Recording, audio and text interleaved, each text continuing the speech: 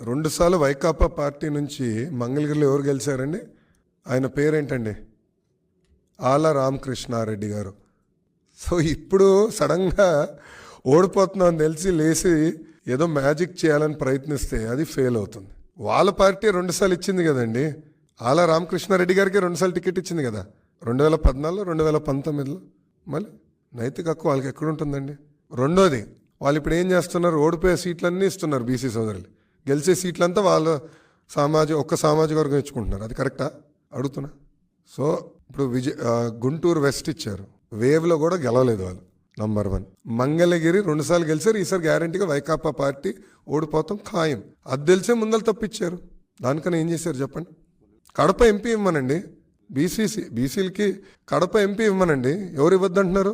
గెలిచే సీటు కదా, guarantee gun shot seat కదా, సొంత బంధువు కాదని ఇవ్వమనండి, అప్పుడు ఒప్పుకుంటా. ఓకే.